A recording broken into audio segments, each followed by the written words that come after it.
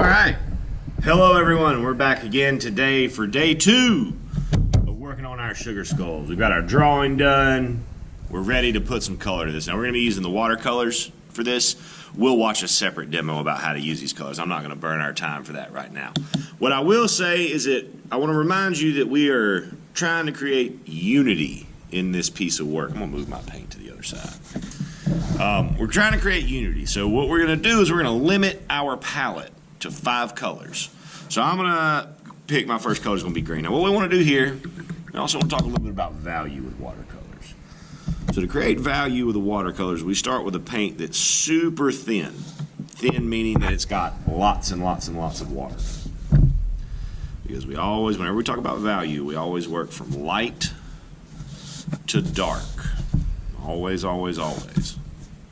Now the benefit of drawing everything with that black crayon is that it creates a separation that the paint can't get over, which is going to help our paint stay where we want it to be and not run together or anything like that.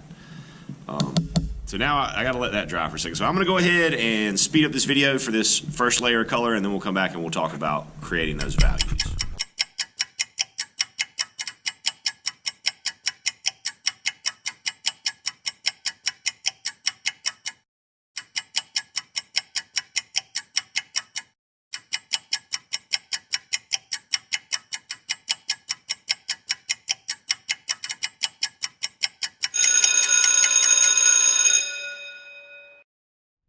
Alright, so that's phase 1, layer 1 of the paint. Now notice, I didn't do anything in the background yet. We're leaving that empty. And I didn't paint any of the bone. We're going to leave that white. Just let that white paper show through. So now what we've got a layer of color. Now, watercolors by nature, because of the way they're made and what they're made of, are transparent. It means you can see through them a little bit. They're always kind of light, kind of pale. Now, there's good and bad to that. Downside of watercolor being such a transparent media is that if there's anything on the paper, like a pencil mark or anything, it'll show through. But the upside is that we can create values just by creating layers, by putting the colors on top of each other. So I'm going to come up here to this where I first painted this green. I'm going to get just a little bit of paint, and then we're going to put that just on one edge, just down that bottom edge of it. I want to cover the whole thing right across there, and it's the same thing. The paint's just as thin as it was the first time, but because there's already paint underneath there, it gives us a little bit of that value. So let's see what that looks like with a different color. We'll do one of my purples,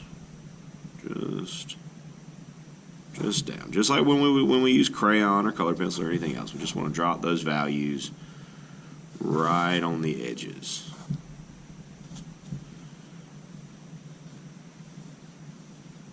Right on the edges. And then we'll look at one more color. Look at some of this red.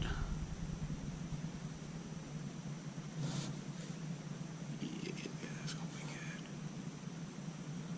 good. Alright. And then again, not even gonna speed up the video, not gonna make you wait. Just remember that once you get through everything, leave the background empty, leave the bone empty, and then come back for a second layer just around the edges to darken up that value a little bit. And that's it, guys. Good luck to you, and happy arting.